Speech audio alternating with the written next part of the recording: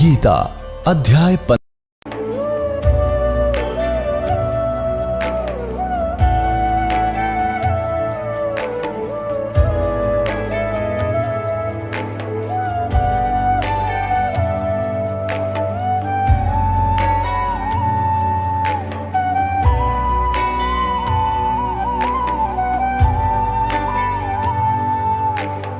गीता अध्याय 15 के श्लोक 16-17 में 3 प्रभु बताए हैं। ये 3 प्रभु कौन हैं? किस प्रभु की शरण में जाने के पश्चात जन्म और मरण समाप्त हो सकता है? 3 प्रभुओं में सबसे उत्तम परमात्मा कौन है? कैसा है? उसका क्या नाम है? इन सभी गूढ़ रहस्यों को जानने के लिए अवश्य सुनिए जगत गुरु तत्वदर्शी संत रामपाल जी महाराज के अमृत वचन। जैसे एक समय एक कश्यप नाम के ऋषि थे। एक कश्यप नाम के ऋषि थे और वो चले जा रहे थे कहाँ? राजा परीक्षित के पास।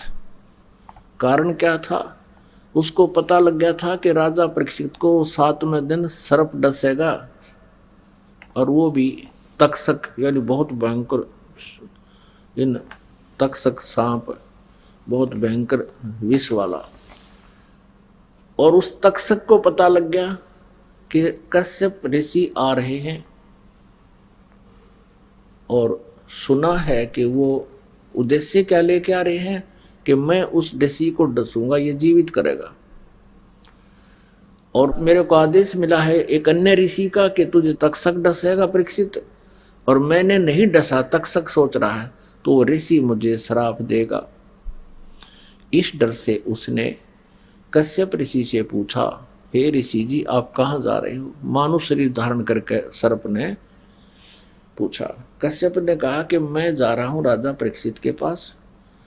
उद्देश्य क्या है? उद्देश्य यह है कि उसको तक्षक सर्प डसेगा और मैं उसको जीवित कर दूंगा, जिससे राजा मुझे घना धन दे देगा, मुझे बहुत धन देगा। इस उद्देश्य से जा रहा हूँ। तक्षक ने कहा कि मैं वही तक्षक हूं और आप वहां ना जाओ, मैं आपको धन दे दूंगा, मेरे पास बहुत हीरे मणि जवाहरात हैं, तुझे दे दूंगा, तो उसको जीवित ना करना। तो कश्यप ऋषि कहने लगे कि मैं उनको जीवित अवश्य करूंगा, क्योंकि बहुत अच्छे राजा हैं और जो धन राजा देगा वो तू नहीं दे सकता। अब तक्षक कहने लगा, भाई तू एक परीक्षा करा दे मेरे को, मैं इस पेड़ को डस दूंगा। एक वृक्ष था हरा भरा मोटा तगड़ा, और ये कति जल जाएगा, सूख जाएगा 1 सेकंड में, तो इसको फिर हरा भरा करके दिखा दे, मैं मान जाऊंगा। वो कहने लगा कश्यप के कर तू डस। अब तक्षक ने उसको डंक मार दिया वृक्ष को, वो एकदम सारा काला हो गया और कति जल गया, सूख गया। कश्यप ऋषि ने अपने मंत्र से उस पर मंत्र बोलकर जल छिड़क दिया, वो वैसा ही हरा भरा हो गया। तब तक्षक हाथ जोड़ कर खड़ा हो गया, ऋषि जी वहां ना जा तू, और ये मैं तेरे को धन दे दूंगा, मान जा मेरी बात। अब कश्यप ऋषि ने देखा ध्यान से कि उसने सोचा यूं तो देख लो उस परीक्षित की आयु भी शेष है कि नहीं। तो क्या देखा उसने? अपनी दिव्य दृष्टि से सिद्धि होती है, उसने देखा कि परीक्षित का प्रारब्ध भी ही इतना है, आगे उसकी आयु शेष नहीं है। तब उसने कहा कि ठीक है, मैं उसको जीवित नहीं करूंगा, आप मुझे धन दे। अब ये स्वार्थी उस तक्षक सर्प से धन हीरे मणि लेकर वापस आ गया। अब उसको ये पता लग गया कि परीक्षित का जीवन ही इतना आगे बढ़ा नहीं सकता। अपने आत्मा इन अमरे सीखा करते, अरे ये डोवे डले है तेरा गजब भैया, 10-10 साल 12-12 वर्ष बैठ कर नौकरी साधना करके सिद्धि प्राप्त कर ली, और वह भी क्या विस्तारण का जाड़ा लाना सीख गया किस्म का, और उसके बदले पीछे लेने चल पड़ा। और जब पता लग गया कि उसको वो जीवित हो नहीं सकता क्योंकि उसकी आयु नहीं है, तो सौदा वहाँ पटा लिया ये ऋषि थे हमारे। अपन आत्माओं जब आप तत्व ज्ञान से परिचित हो गए जब पता चलेगा ये किसे ऋषि थे, ये तो माया के पुजारी थे। कहते हैं तत्व भेद कोई ना कहे रे झूमकरा, ये पैसे ऊपर नाच सुनो रे झूमकरा। एक समय गांव में एक मनीराम नाम का ब्राह्मण सत्यनारायण की कथा प्रारंभ कर दी उसने, और 30 दिन के लिए रख दी। उसने सोचा 30 दिन गांव में रोजाना 10-10, 20-20 रुपये आएंगे तो भी 30 दिन में 500-600 रुपये तो होंगे। इस उद्देश्य से लंबा टाइम रख दिया, और अच्छे श्रद्धालु व्यक्ति होते थे, उन्होंने कर दिया शुरू। उसी गांव में एक 2-3 नालायक आदमी थे। उन्होंने सोचा कि भाई यो ब्राह्मण 30 दिन हो गए, इसने गांव से पैसे लेकर जाएगा, जिस दिन उसकी कथा का भोग पड़ना था 30 दिन के बाद, उस दिन उस सारे महीने में 30 दिन में मनीराम ब्राह्मण को केवल 30 रुपये ही दक्षिणा आई। वैसे तो बहुत पुरानी बात है, 30 रुपये चांदी के बहुत गणे होते थे। आज के तो मेरे ख्याल में वो 30,000 रुपये हो जाए जो उस समय 30, क्योंकि उस समय तो 1 रुपये की भैंस आया करती तो आज 40,000 में आवे। फिर भी क्या हुआ कि 30 रुपये टोटल आए पूरे महीने में, 30 दिन कथा करी। उधर से उसी गांव के कुछ शरारती व्यक्तियों ने गांव से चंदा कराया और दिल्ली से एक नाचने गाने वाली लड़की ले आए, और उसी दिन सांग उसका जोड़ दिया जिस दिन पंडित जी की कथा का भोग पड़ना था। उस दिन क्या हुआ कि उस चंपा कली के तो पैसे आए 500 रुपये उस दिन, सब ने चढ़ा जी, गांव क्या नो सब सारे गांव के व्यक्तियों ने 500 रुपये उसके डांस से खुश होकर 500 रुपये चढ़ा दे दिए उसको तो 500 रुपये प्राप्त हुए एक के दिन में। और मनीराम जी ने 30 दिन तक खड़ा करा, उसका 30 रुपये आए। अब लेकर 30 रुपये चल पड़ा। उस समय परमेश्वर कबीर जी की प्यारी आत्मा आदरणीय गरीबदास साहिब जी छुडानी वाले, जिला जज्जर, गांव छुडानी, हरियाणा में, वो यहाँ आए हुए थे। परमात्मा उनको मिले थे, गरीबदास जी को, कबीर परमेश्वर जी। उसके बाद गरीबदास साहिब जी की जो आत्मा है वो तत्व ज्ञान से रंगी जा चुकी थी, कई शिष्य भी हो गए थे। तो उस समय गरीबदास जी वहाँ बैठे थे और 5-4 भगत भी बैठे थे। उधर से वो मनीराम ब्राह्मण आ गया और बैठ गया। क्या आओ ब्राह्मण, आओ ब्राह्मण बैठो, बैठ गया। और वो कहने लगा, क्या कह रहा था कि महाराज जी बस के पूछो मत, बेड़ा गर्क हो लिया जनता का, थे बस पूछो मत। हैं ऐसा है कि भक्ति तो सबका मन उठ गया, क्या होगा इस जनता का। अब काफी देर का वो करता रहा बिरड। तब उन्होंने पूछा, वो शिष्य बैठे थे गरीबदास जी के, कि महाराज जी क्या दुख है इनको, क्या हो गया इनके साथ, ये बता भी नहीं पा रहे खुल के। तब गरीबदास जी ने कहा कि फुट्टी आंख विवेक की और अंधा है ये जगदीश, चंपा कली को 500, मनीराम को 30। अब ये साका इसके जी ने, ये समस्या इसके सामने। अब मनीराम जी ने बताई भी नहीं थी गरीबदास जी को कि मैं किस दुख से दुखी हूँ। जब उन्होंने ये बात उनको बता दी कि ये इस कारण से दुखी है कि फुट्टी ज्ञान विवेक की और अंधा है जगदीश, यहाँ का यू काल भगवान इसे खुट्टे ठोक कर यू सारे काम उल्टे करवावे। यो तो धार्मिक काम कर रहा था तो शायद यो भी लालची, यो कौन सा अच्छा काम कर रहा था। इसका भी उद्देश्य मनी में एक था, और उधर से चंपाकली का काम भी मनी मेक था। दोनों का उद्देश्य पैसे बनाना ही था। और उसने यो उलाना दे रहा है इसलिए कि मैं धार्मिक काम कर रहा था, लेकिन टट्टू धार्मिक कर रहा था, पैसे के ऊपर नजर टेक रही, 500 ना तेरे 30 आएंगे। तो यहाँ क्या बताया है कि फुट्टी ज्ञान विवेक की, विवेक रहा नहीं जनता के अंदर। और ये यहाँ का जो भगवान है ये ऐसे ही कर्म करवाता है, पुण्य पर पैसा लगने नहीं दे और पाप पर नरे खर्च करवा दे। और चंपाकली को 500 भाई मनी राम को 30। ये नो ऐसे समस्या में ग्रस्त है, नो दुखी हो रहा है। चरण पकड़ लिए मनी राम ने, ए भगवान आपको कैसे पता चला? तो परमात्मा ने कहा भाई मुझे पता कैसे चला यह तो बात बहुत अलग है, बाकी आपका उद्देश्य उस चंपाकली तक कम नहीं था। हाँ जी कति नो कहना। अब ज्ञान हुआ, परमात्मा ने उसको बताया कि इस माया का तू के चाटेगा, तुम कथा करते फिरते हो, तुम्हें खुद ज्ञान नहीं, पारायण करते फिरें ये घर घर बार द्वार, आप ज्ञान है नहीं और किसका करो उद्धार। जब तुम औरों को पार करने के चक्कर में फिरने लग रहे, तुमने ज्ञान कति को नहीं, क्या का पार करोगे? आज तुम कथा करने का ठेका लिए बैठे हो, किस लिए करते हो कथा? क्या तुम उद्धार कर दोगे यजमान का, साधक का, भगत का? जब राजा परीक्षित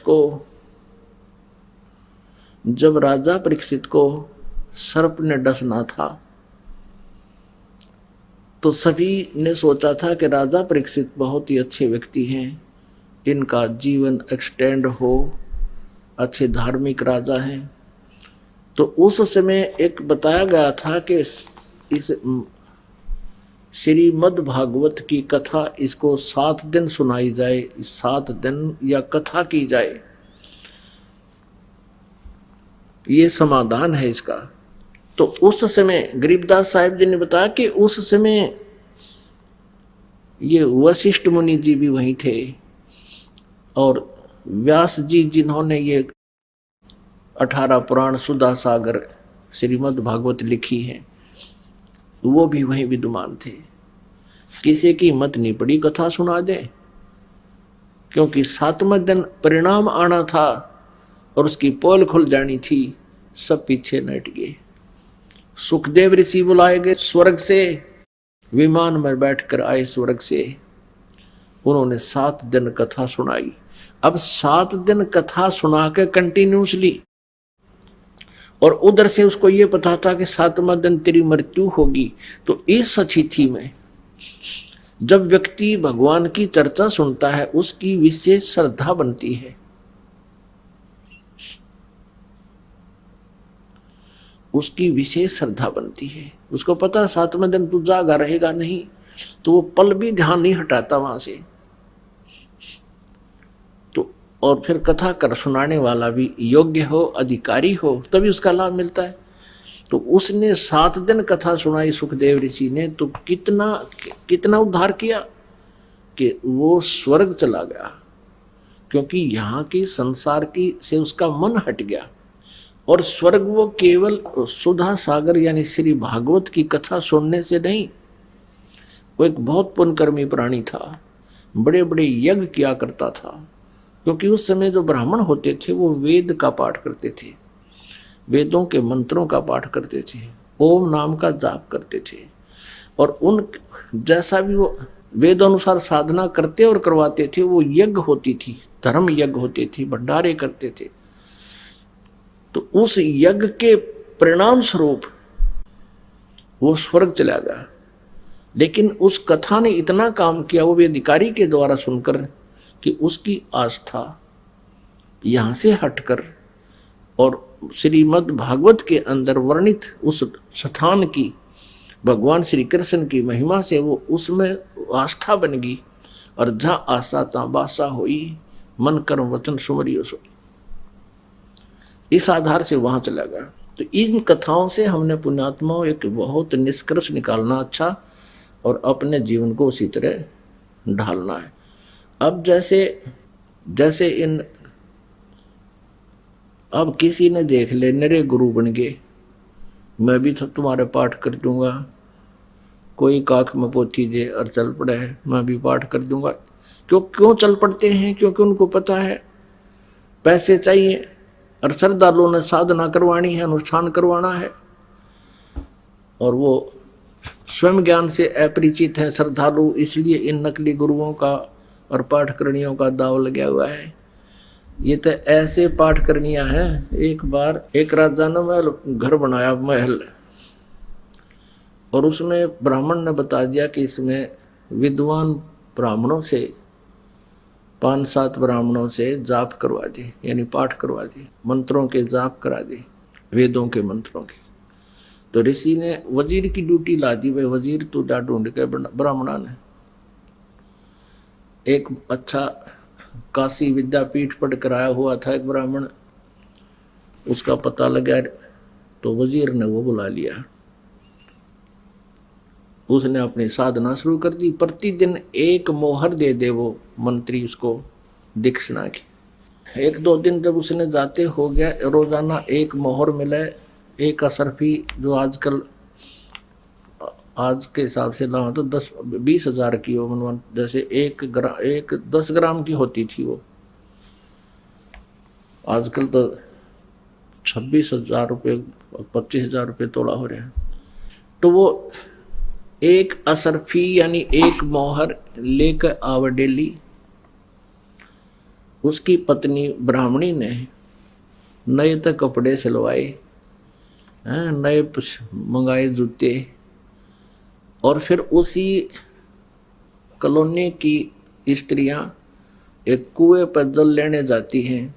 तब वहाँ देखती हैं एक दूसरे को कि इसमें क्या परिवर्तन किस कारण से हुआ। बड़े सुंदर कपड़े पहन रही है, अच्छे बढ़िया जूते पहन रही है। पूछा उसने दूसरी ब्राह्मणी ने, क्या कारण है, आपने तो बड़े अच्छे कपड़े पहन रखे।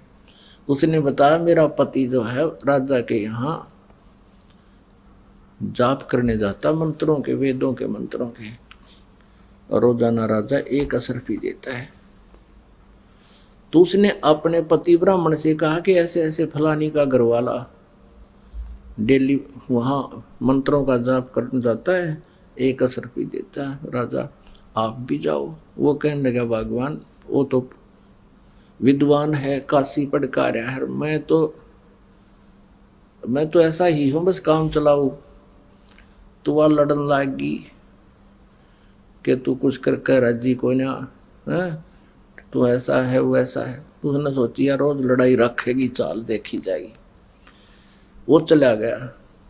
वेशभूषा एक जैसी थी, ये दोनों है, ब्राह्मण वो और ब्राह्मण वो बाह्य आडंबर से। अब वहां पहुंच गया वो, मंत्री से कहने लगा, भाई मैं भी आ गया, पाठ करण का जा, बैठ जाओ पंडित जी, मन तो जरूर थी 5-7 ब्राह्मण इकट्ठे करने हैं। वो भी बैठा दिया, वो वहां बैठा मंत्र करे, वो वहां बैठ गया। तो उसने कुछ कहना आवा नहीं था। वो कहे, वो भूर्भुवः स्वः, और वो नो कहे, जो यू कवे स्वाहा, जो यू कवे स्वाहा। और शाम को दोनों को एक एक असरफी मिल गई। फिर तीसरी को पता चला, उसने और अपना भेज दिया। ऐसे कह सुन के वो भी नाट्या बतेरा कि मेरे बस का ना है, वो भी भेज दिया। अब वो जाकर बैठ गया। तीसरा भी कहने लगा, मैं भी ब्राह्मण हूँ मंत्री जी बोले, भाई ठीक है, आजा बैठ जाए यहाँ पर। बड़ी दया करी भगवान ने, देख आप ब्राह्मण भेज दिए, मैंने तो ढूंढ के लेने थे। अब वो पहला तो अपना मंत्र ठीक बोलता है, दूसरा कहता है जो यू कहे स्वाहा, जो यू कहे स्वाहा। तीसरा बैठ के नो कहने लगा, कब तक निम्बेगी स्वाहा, कब तक निम्बेगी स्वाहा, यानी कदे तो मेरा पट्टेगा, पिट्टा भी गए। फिर एक चौथी को पता लगा कुएं पे कैसे ऐसे हो गया, उनको पैसे मिलते हैं। वो चौथी ने अपना भेज दिया। वो भी नाटा कि नहीं पार पड़ेगी वहां पर। वो बोली तुम ऐसे ही करते हो, ये है, वो भी चला गया। उसको भी बैठा दिया। अब पहले वाला तो अपने मंत्र जाप करके करता स्वाहा, दूसरा कहता स्वाहा, तीसरा कहता कब तक निम्बेगी स्वाहा, चौथा बोला न बन जाए जब तक न बगी स्वाहा, यानी जब तक दाव लग रहा है लगा रहने दे स्वाहा। इन सवा सवा का कहना, यानी कहने का भाव है कि ऐसी सती थी आगी भक्ति से दूर हो गए। तो क्या परमात्मा जो हमें बताना चाहते हैं कि कबीर परमेश्वर वो समृद्ध शक्ति हैं, उन्होंने अपनी महिमा आप बताई और जब वो परखे तो पूर्ण पाई। उनको जब हमने परमात्मा को पहचाना और उससे जो सुना था, उससे जो लाभ उससे भी ज़्यादा मिला, तो परमात्मा की महिमा को खरा पाया। तो उन्होंने वो समर्थ शक्ति है, उनके शब्द कोश में इम्पॉसिबल वर्ड नहीं है। सतगुर जो चाहे सो कर ही, 14 कोट दूत जम डर ही, ऊत भूत जम त्रास निवारे, चित्रगुप्त के कागज पाड़े। अब उस समर्थ शक्ति की महिमा आपको बताते हैं। अब पुण्यात्मा, एक तो परमात्मा हमें ये बताना चाहते हैं कि मानुष जन्म पाकर जो नहीं रटे हरि नाम, और जैसे कुआ जल बना फिर बनवाया के काम। इस मनुष्य जीवन का यदि कोई उपयोग है, इसका लाभ है, तो केवल परमात्मा प्राप्ति है, अन्यथा इसका कोई यूज नहीं। जो कार्य मनुष्य जीवन में हम कर रहे हैं वो पशु पक्षी भी करते हैं, हमसे भी ज़्यादा प्यार से वो अपने बच्चों का पालन करते हैं, प्रजनन करते हैं, और यही क्रिया केवल हम ही करके मर जाते हैं। तो हमारे जैसा नालायक कोई को नहीं। अब ज्ञान हुआ भगवान की भक्ति से, तो प्रसंग जो चल रहा है, अब जो विषय चल रहा है कि वो समृद्ध शक्ति के दरबार में किसी वस्तु की कमी नहीं। यदि आप जी को लाभ नहीं मिल रहा है तो आपकी चूक चाकरी में, यानी आपकी कोई सेवा सिमरन भक्ति में श्रद्धा में कोई त्रुटि, उसको ठीक करो, फिर देखो कैसे ना लाभ हो। अब ये वो परमात्मा है कि मासा घटे ना तिल बधे, विध ना लिखे जो लेख, और सच्चा सतगुरु मेठ के ऊपर मारे मेघ। हमारे पास, इस दास के पास ऐसे हजारों पत्र प्राप्त हैं जिनमें ऐसी ऐसी उन्होंने अपनी दुख दर्द भरी कहानी लिखी है। एक ने बताया कि मेरे को एक ज्योतिषी ने बता दिया, हस्तरेखा पामिष्ट ने बता दिया कि जब तू 27 वर्ष का हो जाएगा तेरी मृत्यु होगी। मुझे चिंता बन गई। मैंने एक और दूसरे पामिष्ट से दिखाया, उसने भी यही बताया। मेरा और कलेजा पकड़ा गया, मर गया भाई। उम्र मेरी उसमें 20-21 वर्ष की, मुझसे नहीं रहा गया। मैंने पूछा भी कोई और ज्योतिषी है, कहीं किसी से जिक्र किया, तो तीसरा बताया कि बिल्कुल सब सच बता देता। उससे पूछा, उसने भी यही बताया कि तेरी तो 27 साल की आयु है। अब मैंने सोचा भी मर गया तू, तो बात बिगड़ गई। घर वाले कह तू ब्याह करवा ले, शादी करवा, और मैं नाटू ना नो बताऊं किस कारण से मना करता हूं कि कहीं इनको भी चिंता हो जा, मैं तो दुखी हूं ही हूं। ऐसे कति बिल्कुल खाना पीना भी छूट गया। ऐसे ही उसने सत्संग सुना एक दिन, किसी भक्त ने बताया कि तू क्या तकलीफ है तेरे, उसको भी नहीं बताया, वो कहते कहीं घर वालों को बता दे, चिंता में मर जा। कहने लगा मेरे कोई तकलीफ है भाई, मैं ठीक नहीं हो रहा, इलाज करवा ले कहीं से। भक्त ने कहा कि इलाज मैंने सारा करा लिया, कोई आराम नहीं होता। तो उसने कहा हमारे गुरुजी के पास चल, उपदेश ले ले। वो जो इन पामिष्टों से हाथ दिखा कर आया था, उसने भविष्य बता रखा था, वो कहने लगा मेरी बीमारी का इलाज इस पृथ्वी पर कौन है। उसने कहा भी हमारे गुरुजी के पास तू तो बीमारी बात बता कह है, परमात्मा कबीर जी जो है ना उम्र भी बढ़ा देते हैं। वो कहने लगा सच्ची है, कहा सच्ची, क्या सच्ची बात है, कहा सच्ची बात। उसके कहने से उसको कुछ आशा हुई कि मैं चल देखता हूँ, आ गया, सत्संग सुना। एक दो परमात्मा की कृपा से उसने बताया नहीं किसी को अपनी कि उसके साथ क्या हो रहा था। एक आधे और को जो वो भगत जानता था कि देख इससे पूछ ले इसकी कैसे मृत्यु बता रखी थी, उसने बताया कि मेरे को यम के दूत ले गए, जो पामिष्ट से हाथ दिखा रहा था उसको भगत बता रहा है को। और मेरा समय पूरा हो गया था, मुझे यम के दूत लेने आ गए, मुझे जबरदस्ती ले गए ऊपर, नाम ले रखा था। ऊपर जाकर देखा, धर्मराज ने निकाला मेरा अकाउंट, कहने लगा भाई इसकी उम्र तो बिल्कुल इतनी ही है, इसको पटक दो नरक में। उसी समय परमात्मा इस दास के रूप में पहुंच गए कि खबरदार छोड़ो इसको। धर्मराज कहने लगा जी मेरे इसमें अकाउंट में तो इतनी उम्र है इसकी, बोला तेरे अकाउंट नंबर आप पूरा कर दूंगा, इधर छोड़ो। तो धर्मराज ने देखा कि उसके उस अकाउंट में, उसके खाते में उसकी 80 वर्ष की आयु होगी, कहाँ 30 वर्ष की आयु वो मृत्यु को प्राप्त हो रहा था।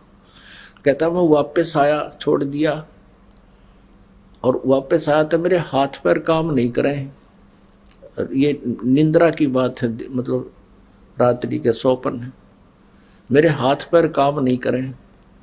1 घंटे के बाद मेरे हाथ धीरे धीरे हलन लगे और मेरा शरीर कतीन पसीना पसीना हो रहा। यदि ऐसी स्थिति ना होती तो मैं ये सोचता मैंने सपना देखा है। तो पुण्यात्मा उसका यकीन हुआ, उपदेश लिया, उसके बाद उसके कोई तकलीफ नहीं हुई और 27 साल भी पूरा कर गया, शादी करवा ली। उसके बाद क्या करवा, उसका डची नहीं है बात, 27 साल पूरे हो लिए। फिर वो पामिष्ट के घर गया, क्योंकि ये गलती है हमारे अंदर, त्रुटि है। वो पामिष्ट को दिखाने गया, दूसरे उपदेश लेने के बाद पामिष्ट, दूसरे पामिष्ट से, तीसरे चौथे से उसने दिखाया कि भाई तेरी तो आयु बढ़ गई, तेरी आयु तो बहुत लंबी है। फिर वो गया उन्हीं के पास पहले जिसको दिखाया था, उनको पता नहीं था, ये पहले भी हाथ दिखा कर जा रहा है। वो कहने लगे तेरी उम्र तो काफी अच्छी लंबी है, वृद्ध होकर मरेगा तो। तब उसने उन पामिष्ट से कहा कि आप उस दिन मेरे 27 साल की उम्र बता रहे थे। तो वो कहने लगा भाई तेरी 27 साल की होगी तो हमने बता दी तेरी रेखा में, पर आज 27 की नहीं है, आज तो बहुत बड़ी 80-85 साल की। तब कहने लगा, भगत कह रहा था मैंने ज्योतिषी से कहा कि आजा तो भी नाम ले ले। देखो ज्योतिषी क्या होता है, वो बता सकता है कि तेरी इतनी भाग्य में ये इतनी उम्र है और तुझे इतना धन प्राप्त हो सकता है, संपत्ति प्राप्त हो सकती है तेरे जीवन में, लेकिन वो उसमें कम बत्ती नहीं कर सकता, वो बढ़ा नहीं सकता। और परमात्मा कहते हैं तू पामिष्ट ने दिखा से मत दिखा, और परमात्मा तेरे वो आयु भी बढ़ा देगा, और धन ना होगा तेरे भाग में तो भी आपको धन देगा, लेकिन देगा उतना जो तुझे हानि ना कर सके, क्योंकि माया इस जीव की शत्रु है, ये काल की दूत है।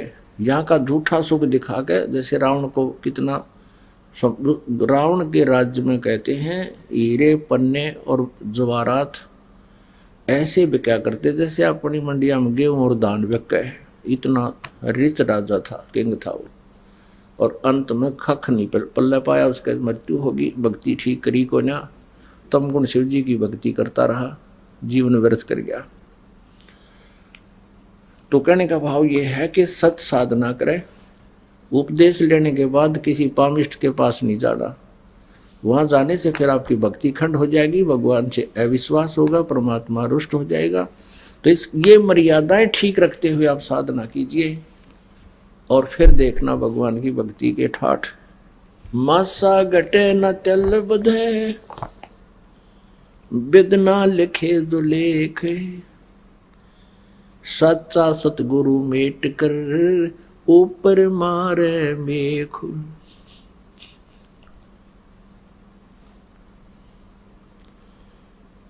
अपना आत्मा एक समय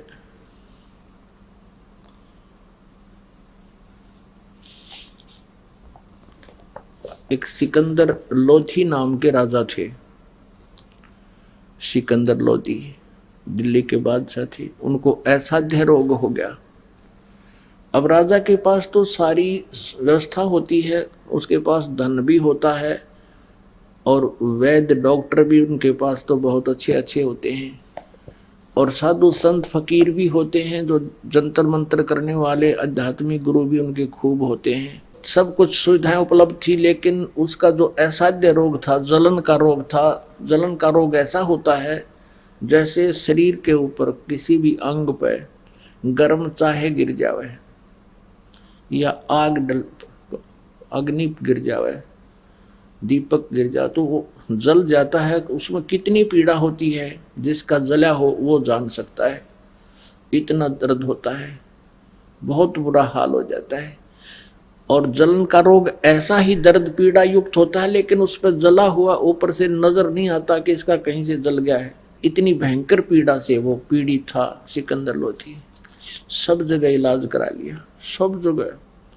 अब राजा के पास तो एक वैद्य की जरूरत पड़े, 4 इकट्ठे कर दे मंत्री लाके, और मुंह मांगा इनाम बोल दिया कि जो मुझे स्वस्थ कर देगा उसको मुंह मांगा इनाम, जो पैसे लेगा वो एक्स्ट्रा दूंगा। अब वैद्यों ने बता दिया कि राजन, हमने आज तक जिसका ट्रीटमेंट किया उसका रोग नहीं छोड़ा, लेकिन आपके ऊपर हमारी कोई भी औषधि काम नहीं करी। कारण क्या है? क्योंकि फिर ऋषि साधु संत बुलाए जाते हैं, वो बताते हैं कि आपके प्रारब्ध के अंदर, पहले तो वो जंतर मंतर करवाते हैं, ये चढ़ा दे, ऐसा कर दे, वैसा कर दे। जब कुछ भी ना होता उससे लाभ, फिर कहते हैं तेरे भाग में लिख रखा है, तेरे प्रारब्ध में लिखा है, ये तो भोगना ही पड़ेगा। अपुणात्माओं, भाग में लिखे हुए को कोई नहीं टाल सकता, लेकिन भगवान टाल सके। तो वो भगवान कौन है? वो परमात्मा कौन है? वो कबीर देव है, सतपुरुष है, पूर्ण ब्रह्म है। किसी ने बता दिया जी, बनारस में, काशी में एक कबीर नाम के महापुरुष रहते हैं, और जब उनकी रजा आप हो जा, आपका दर्द नहीं रहेगा, ये रोग नहीं रहेगा। अब कहने का भाव है कि कोई शॉर्ट में बताते हैं। उधर से कबीर परमेश्वर जी बनारस में रहा करते थे, काशी शहर में, और वहाँ काशी का नरेश यानी राजा वीर देव सिंह बघेल उनका शिष्य था। कबीर परमात्मा की शक्ति को देखकर वो उनका शिष्य हो चुका था। सिकंदर लोधी भारतवर्ष का किंग था, सम्राट था, पूरे भारतवर्ष का राजा था। और ऐसे जो जैसे नरेश छोटे छोटे राजा होते थे, वो उसके अंतर्गत आते थे, उसके अधीन थे। जैसे प्रधानमंत्री के अधीन सभी मुख्यमंत्री होते हैं प्रांत के, तो ऐसे वो काशी का नरेश जो राजा था, वो सिकंदर लोधी का उसके प्राधीन था, उसके अंतर्गत आता था। वो छोटा राजा था, सिकंदर लोधी बड़े राजा थे, सम्राट थे। तो वहां पहुंच गया सिकंदर लोधी वीर देव सिंह बघेल के पास। हाथी साथ में, अंगरक्षक सैकड़ों, साथ में एक शेख तकी नाम का उनका धार्मिक गुरु, वो भी साथ रहता था। उस शेख तकी धार्मिक गुरु ने भी सारे जंतर मंतर कर लिए थे, कोई लाभ नहीं हुआ था। उन्होंने सब ने यही कहकर अपना पल्ला झाड़ दिया था कि ये आपके प्रारब्ध का दुख है, ये तो भोगना ही पड़ा करे। अब वीर देव सिंह बघेल एक जैसे मुख्यमंत्री के यहाँ प्रधानमंत्री आ जाता, उसने बहुत व्यवस्था करता है उसकी आवभगत के लिए। ऐसे पूरी मेज के ऊपर काजू किस्मत सेब संतरे बढ़िया कचौड़ी पकौड़ी बनवा के रखवा दी और कहा खाओ परवरदिगार। सिकंदर लोधी ने कहा कि मैं आपकी इस आवभगत से अति प्रसन्न हूँ, लेकिन वीर सिंह मैं खा कुछ नहीं सकता।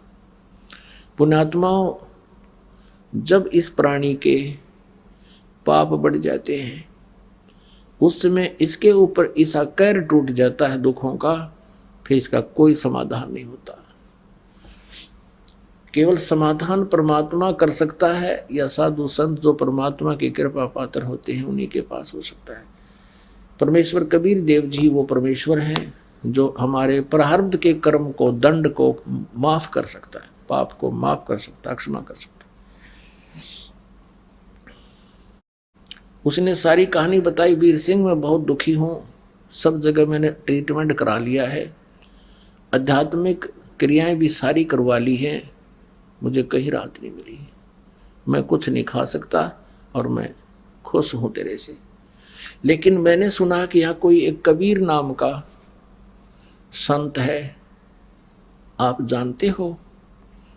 अब वीरदेव सिंह बघेल इसलिए नहीं बताना चाहा था कि कबीर जी एक सिंपल से उसमें क्रिया में रहते थे, जुलाहे थे, झोपड़ी में रहते थे, इसलिए नहीं बताना चाहो थे कदे यू सैन सा और मेरे तो नाराज ना हो जा जब मैं ये कह दूंगा कि वहाँ एक कबीर जी हैं, वो परम संत हैं। तो वीरदेव सिंह ने जब उन्हीं के मुख से सुना, सिकंदर लोधी सम्राट के कबीर नाम के कोई संत बताए यहाँ पर, क्या आप जानते हो? तब वीरदेव सिंह बघेल ने कहा कि भगवान खूब जानता हूँ, मैंने भी उन्हीं से उपदेश ले रखा है, वो तो स्वयं परमात्मा आए हैं। और राजन अब आप ठीक ठिकाना आ गए, आपका रोग नहीं रहेगा। अब सिकंदर लोधी ने कहा कि वीर सिंह बुला दे, एक बार उस संत को बुला दे, बुला दे किसी के माध्यम से, कोई नौकर भेज दे, उनको यहाँ बुला दे, मैं बहुत दुखी हूँ। अब वीर सिंह एक नरेश यानी एक छोटा राजा, वो सम्राट राजा को मना नहीं कर सकता, छोटा राजा हाथ जोड़ कर कहने लगा, परवरदिगार जो आपका आदेश वही सिरोधार्य होगा, लेकिन कहते हैं संतों को बुलाना नहीं चाहिए, स्वयं जाए तो अच्छा होता है। यदि हम बुला भी लेंगे और वो ये आ भी जाएंगे, वो कृपा ना बख्शेंगे, अपनी रजा नहीं बख्शेंगे, तो उनका आना भी ना आना बराबर होगा, क्योंकि हम उनको बाय ऑर्डर बुलाएंगे और आ भी जाएंगे, रजा बख्शेंगे नहीं कि इन्होंने मेरी बेइज्जती कर दी, आदेश दे दिया। संत तो महासम्राट होते हैं। अब कहते मरता क्या नहीं करता, सिकंदर लोधी गए, यह बात समझ में आ गई कि भाई ठीक है, कि ऐसा ना हो संत नाराज हो जा और रजा ना बख्शे, मतलब कति मेरी तो बुरा हाल हो रहा है, दुर्गति हो रही है, मैं चलूँगा। अब शाम के समय प्रतिदिन कबीर देव जी, कबीर परमेश्वर जी अपने एक व्यवहारिक गुरु बना रखा था परमात्मा ने। वैसे तो वो गुरु नहीं रहे थे, फिर भी एक संसार में गुरु परंपरा बनाए रखने के लिए, गुरु परंपरा का निर्वाह करने के लिए रामानंद नाम के एक ऋषि को गुरु बना रखा था। और वो रामानंद जी पहले बहुत पहुंचे हुए ऋषि माने जाते थे, वेदों और गीता के मर्मज्ञाता कहलाते थे। परमात्मा के साथ जब ज्ञान गोष्ठी हुई तो वो निल पाए थे, और कबीर साहब ने उनको अपना सचखंड सतलोक दिखाया था, वापस छोड़ा था। उसके बाद रामानंद जी ने परमेश्वर कबीर जी को पहचान लिया था, लेकिन उनके आदेश मानकर ये कहा था कबीर जी ने कि हे स्वामी जी, आप गुरु बने रहो मेरे, संसारिक दृष्टि में आप मेरे गुरु बने रहो, लेकिन क्रिया करो वो जो मैं बताऊं आपको। ऐसा ही हो रहा था। नहीं तो परमात्मा ये चाहते थे कि यदि मैं गुरु नहीं बनाऊंगा तो आने वाले समय में काल के दूत भ्रमित कर्या करेंगे कि कबीर जी ने कौन से गुरु बना रखा था। जैसे ये काल का एक पंथ चल रहा, राधा स्वामी पंथ, इनका जो परम धनी, उसने कोई गुरु नहीं बना रखा था और भूत बनाया, वो फिर बनना ही था। गुरु बिन माला फेरते, गुरु बिन देते दान, गुरु बिन दोनों निष्फल हैं, चाहे पूछो वेद पुराण। वीरदेव सिंह को पता था कि शाम के समय आरती होती है आश्रम में रामानंद जी के, वहां कबीर देव जी आते हैं, और वो समय आने का ही हो रहा था। वीर सिंह बघेल, काशी नरेश और दिल्ली के सम्राट सिकंदर लोधी। वीर सिंह ने कहा जी इस समय रामानंद जी के आश्रम आते हैं, वहां मिलेंगे। अब उसको सिकंदर लोधी को तो पल पल भारी हो रहा था कि अभी मिल जाए, अभी ठीक हो जाऊं। रामानंद जी के आश्रम के सामने गेट पर एक पहरेदार खड़ा था, संत भगत ड्यूटी लाया करते। अब वीर सिंह को तो पता था कि रामानंद जी मुसलमानों से नफरत करते हैं, वीर सिंह जी अपने मुंह तक कह नहीं सके था कि आपको अलाउड नहीं अंदर जाना। तो सेवादार सेवक से कहा कि हे सेवक, हे भाई भगत भाई, रामानंद जी से कहो सम्राट आए हैं दिल्ली के, सिकंदर लोधी आपका दर्शन करना चाहते हैं। हाँ, पहले तो ये पूछा क्या कबीर जी आ चुके हैं? सेवक ने कहा कि अभी नहीं आए हैं, लेकिन आने ही वाले हैं, इस समय अवश्य आते हैं। तब तक सिकंदर लोधी ने कहा कि चल अंदर विश्राम कर लेते हैं, कुछ देर आश्रम में बैठते हैं। अब वीर सिंह को तो पता था कि ये रामानंद जी मुसलमानों को पसंद नहीं करते और कहीं नाराज ना हो जाए। उस सेवक से कहा कि भाई आज्ञा ले आना रामानंद जी से और बताना कि सिकंदर लोधी आए हैं दिल्ली के बादशाह, आपका दर्शन करना चाहते हैं, कुछ देर विश्राम करना चाहते हैं। कबीर जी आव तब तक उनकी प्रतीक्षा करना चाहते हैं। सेवक अंदर गया, रामानंद जी से कहा कि स्वामी जी ऐसे ऐसे दिल्ली के बादशाह सिकंदर लोधी आए हैं और उन्होंने कबीर जी से मिलना है, उनके आने तक वो आश्रम में विश्राम करना चाहते हैं, आपकी आज्ञा मांगते हैं। रामानंद जी ने कह दिया कि उन मुसलमानों को वो मांस खाते हैं, उनके लिए यहाँ जगह नहीं है, बाहर बैठ जाएगा। अब ये आवाज़ घनी दूर ना थी, उसने भी सुन ली, सिकंदर लोधी ने भी, कि ऋषि ने ये आवाज़ दी, ये कहा है, ये मना कर दिया मेरा अंदर प्रवेश। और आकर सेवक ने भी वही बता दी कि भाई गुरु जी ने मना कर दिया, मुसलमानों का आश्रम में प्रवेश निषेध है, बाहर बैठ जाएगा। अब सिकंदर लोधी दिल्ली का सम्राट, राजा में एक सबसे बड़ा अवगुण होता है, उसमें अहंकार गणा उसे। उसी समय उसने सोचा कि 2 कौड़ी का महात्मा एक दिल्ली के सम्राट की इंसल्ट करता है, ये अन्य जनता को और अन्य मुसलमानों को तो बहुत बुरा व्यवहार करता होगा। निकाल कर तलवार साथ ले रहा था और चल दिया अंदर ने। फिर किसी कौन रोका उसने? रामानंद जी बैठे थे वहाँ आसन पर, गर्दन में मारी तलवार, 2 टुकड़े कर दिए। अब जब उसने गर्दन काट दी, यो मन बड़ा उस्ताद है, एक बार तो जुल्म करा दे, फिर बाद में पश्चाताप आत्मा करती है। अब फिर वो कहता सिकंदर लोधी के वीर सिंह, अब मैंने तो एक पाप और इकट्ठा कर लिया महात्मा के मारण का, देख मेरे खोटे लाग रहे, मेरे कैसे उल्टे कर्म हैं, चाहता हूँ पुण्य और होता है पाप। क्योंकि जब इंसान के पाप की वृद्धि हो जाती है, वो पाप की तरफ ही ज्यादा घिसटता चला जाता। अब वीर सिंह जी की एक वह चुप करके बैठ गया, वापस चल पड़े, दोनों चुप कर गया, पीछे चल पड़ा कि चल वीर सिंह, अब कबीर जी आवेंगे, मन शराब मुझे शराब और देंगे और ज्यादा कष्ट होगा, क्योंकि मैंने उनके गुरु जी को मार दिया। अब जो ही वो बाहर निकले आश्रम से, सामने कबीर जी आ गए। परमात्मा की लीला थी वह कि जब तक ये इसमें नम्रता नहीं आवेगी, मालिक अपनी रजा नहीं बख्श सकते, नहीं बख्शी जा सकती, हमने भी नम्र होना पड़ेगा भगवान के सामने। अब उस सिकंदर लोधी को भी नम्र भी करना था, और उधर से प्रारंभ था रामानंद जी की मृत्यु का सिकंदर के हाथों, वह मृत्यु थी उसकी। अब सामने से कबीर परमात्मा खड़े दिखाई दिए, वीर सिंह जी उनके शिष्टे दंडोत प्रणाम किया।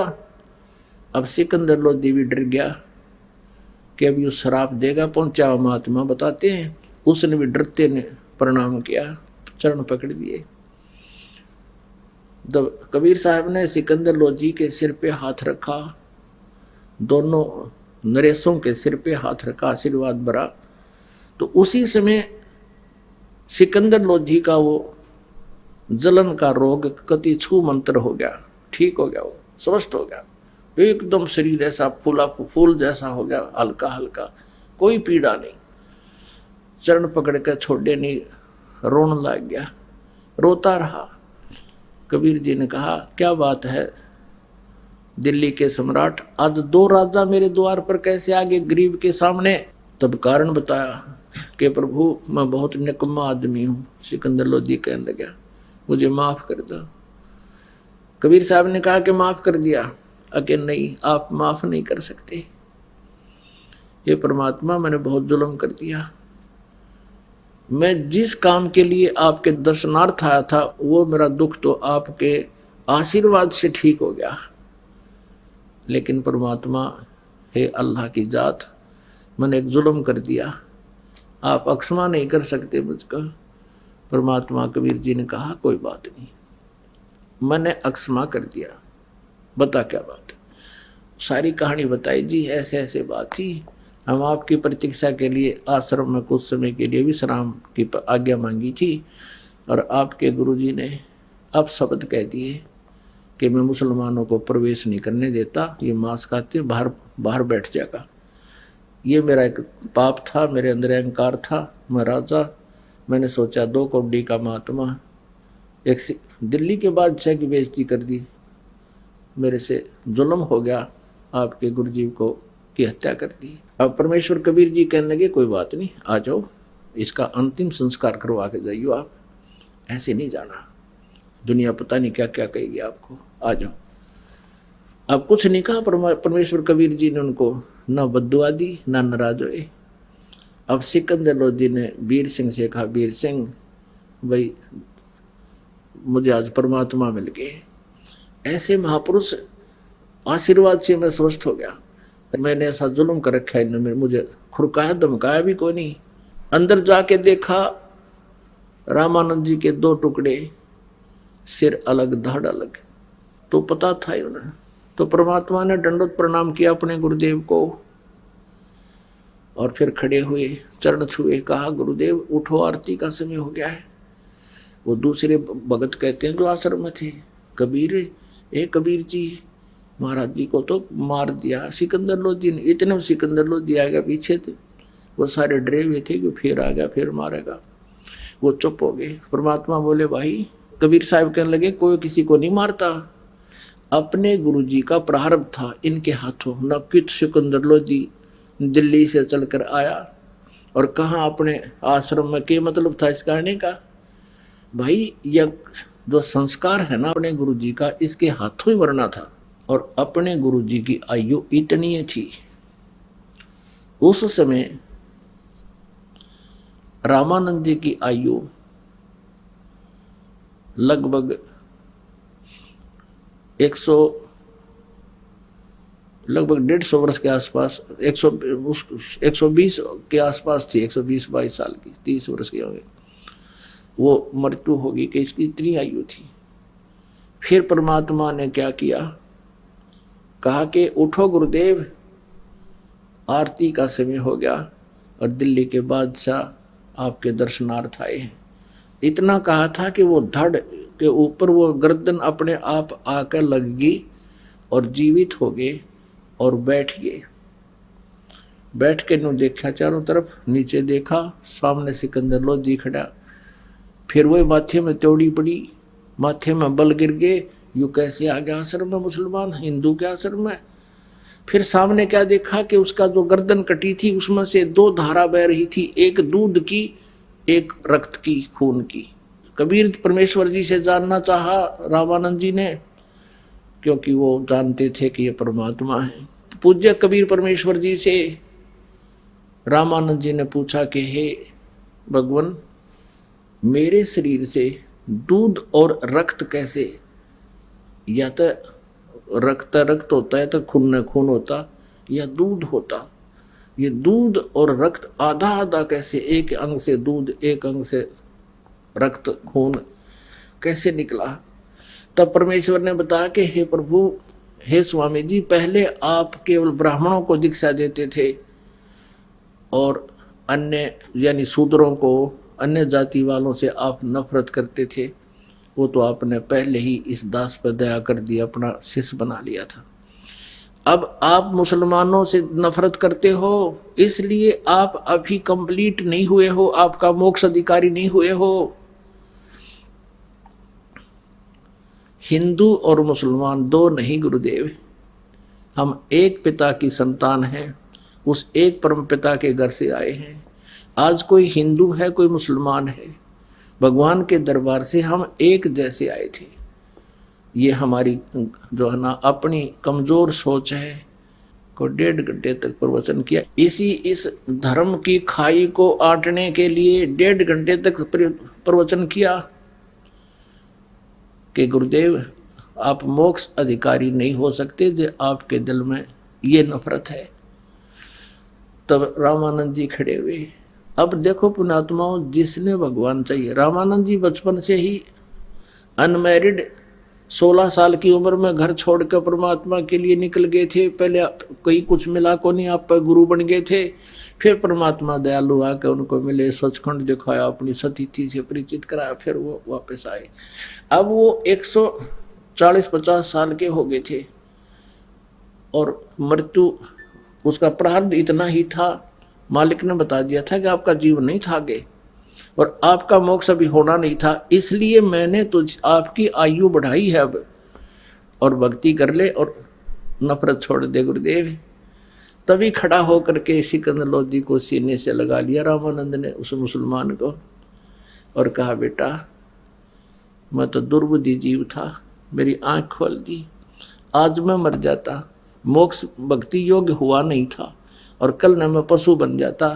परमात्मा ने कहा कि रामानंद जी आज आप ब्राह्मण हो, हमारे संस्कार बहुत पिछले युगों युगों से मिले जुले हैं, अगला जन्म अनुमान आपका मुसलमान के घर जन्म हो जा, फिर आप हिंदुओं से नफरत करोगे।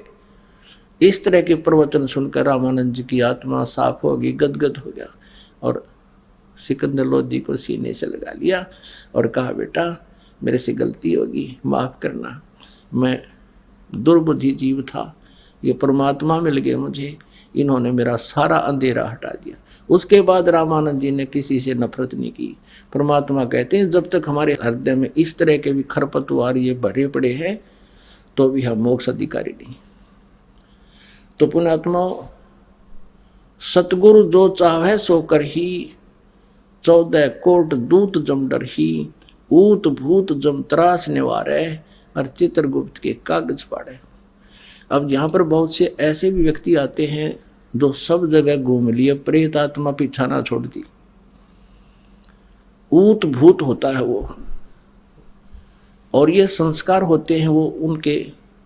अब परमात्मा क्या करते हैं, भूत कौन है, वो भूत भी पहले मनुष्य था और उसने जो मनुष्य जीवन में जो पाप करे, भक्ति ठीक करी नहीं, आज वो जीव भूत बन गया। वो भूत भी, प्रेत जो है, ये भी एक मनुष्यों की कैटेगरी होती है।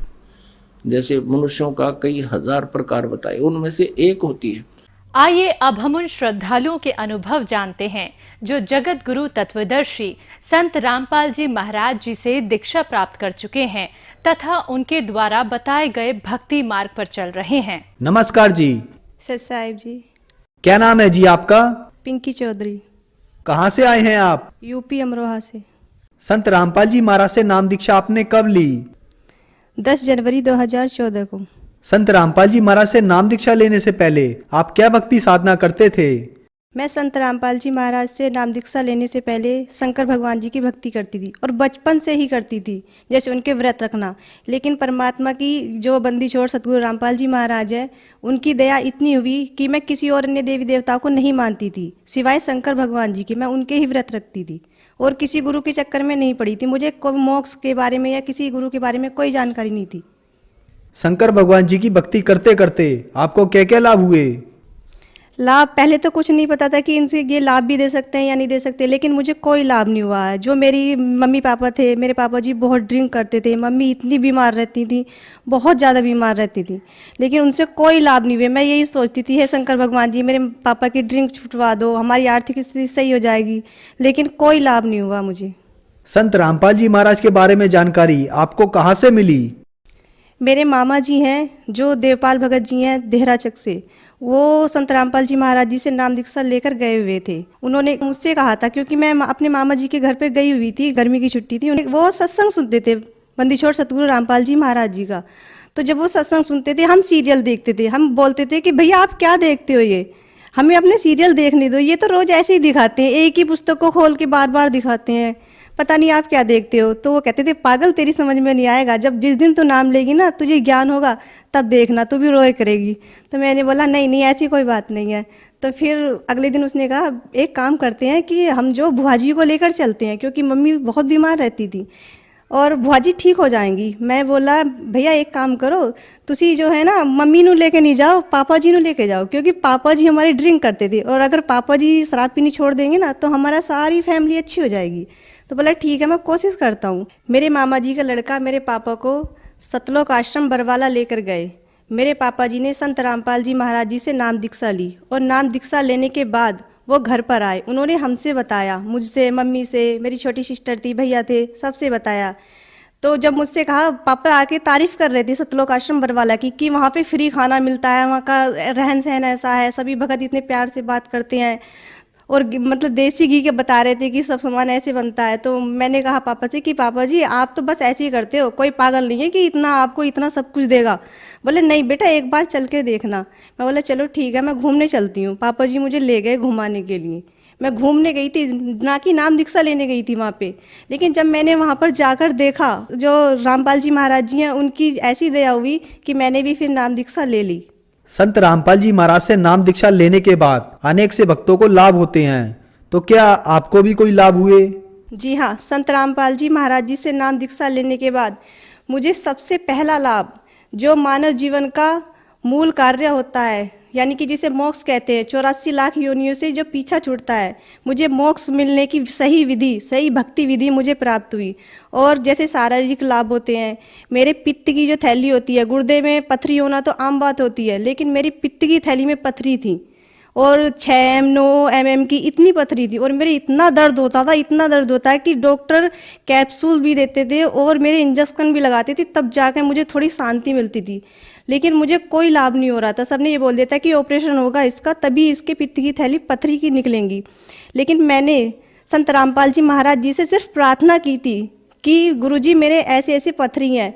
तो संत रामपाल जी महाराज जी ने कि मात्र आशीर्वाद से ही मेरी वो पथरी, आज 3 साल हो चुके हैं, मेरे ना ही कोई दर्द है ना कोई पथरी है, बिल्कुल कुछ भी नहीं है। और मेरे पापा जी जो ड्रिंक करते थे ना ही वो ड्रिंक करते हैं। मेरी मम्मी, उनकी हालत इतनी ख़राब रहती थी, वो भी बिल्कुल सही है, आज अच्छे से काम करती हैं, चलती फिरती हैं, आराम से चलती हैं। और मेरी नानी जी हैं, मेरी नानी जी को शुगर की बीमारी, गठिया बाई, मेरी नानी जी की टांगों में भी इन्फेक्शन था, वो चल नहीं पाती थी। उनके लिए एक स्टिक बनी हुई थी, डॉक्टर ने दे दी थी, वो उनसे ही चलती थी और हम पकड़ पकड़ के लेके जाते थे उन्हें। लेकिन संत रामपाल जी महाराज जी से नाम दीक्षा लेने के बाद आज वो बिल्कुल सही हैं। अगर किसी को विश्वास नहीं आए तो मेरी नानी जी भी मेरे साथ है, आप देख सकते हैं, ये मेरी नानी जी है जो आज बिल्कुल सही सलामत आपके सामने खड़ी हैं। नमस्कार जी। सत साहिब जी। जैसा कि आपकी बेटी ने बताया कि आपको शुगर की बीमारी थी, गठिया की बीमारी थी, आप चल फिर नहीं सकते थे, तो क्या ये सच है? हाँ जी ये सच है। मुझे गठिया बाई भी थी और मुझे शुगर भी था और मेरी टांगों से बेकार हो गई थी, बस खाट पर पड़ी रहती थी, उठा के ये रखती थी मुझे। आज मैं बिल्कुल सही हूँ, सिर्फ सतगुरु रामपाल जी महाराज के आशीर्वाद से ही सही हुए, उनसे प्रार्थना लगाई थी। संत रामपाल जी महाराज से नाम दीक्षा लेने के बाद आपको बहुत लाभ प्राप्त हुए, आप भगत समाज को क्या संदेश देना चाहेंगे? जी मैं भगत समाज से हाथ जोड़कर प्रार्थना करना चाहती हूँ कि जो आप दर दर की ठोकरें खाते हैं, कोई शिव जी की भक्ति करता है, कोई किसी और की भक्ति करता है, तो आइए और संत रामपाल जी महाराज जो हरियाणा में बैठे हुए हैं, जैसे हमारे परमात्मा कहते हैं कि पूरा पश्चिम उत्तर दक्षिण फिरदा दाने दाने नू सर्वकला सतगुरु साहिब दी हरियाणे हरियाणे नू। तो परमात्मा हरियाणे में आए हुए हैं, उन्हें पहचानो, क्योंकि आज जो शिक्षित समाज है, पहले तो ये धर्मगुरु हमारा बेवकूफ़ बनाते थे, हमारे जो दादा परदाता हैं वो पढ़े लिखे नहीं थे, लेकिन समाज तो शिक्षित है। हमारे जो सतगुरु रामपाल जी महाराज जो वेद शास्त्र खोल कर बता रहे हैं कि भगवान कौन है, उसकी पहचान करो।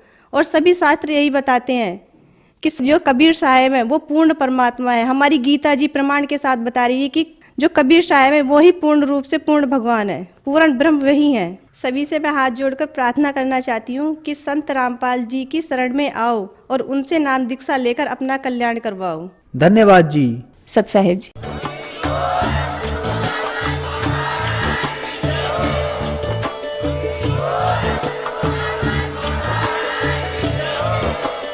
आप सुन रहे थे जगत गुरु तत्वदर्शी संत रामपाल जी महाराज जी के मंगल प्रवचन। अधिक जानकारी के लिए विजिट कीजिए हमारी वेबसाइट www.jagatgururampalji.org। संत रामपाल जी महाराज जी के शुभ आशीर्वाद से पूरे विश्व भर में 500 से भी ज्यादा नाम दीक्षा केंद्र हैं, जिन पर संत रामपाल जी महाराज जी द्वारा ऑनलाइन निशुल्क नाम दीक्षा दी जा रही है। अपने नजदीकी नाम दीक्षा केंद्र का पता करने के लिए संपर्क करें 822288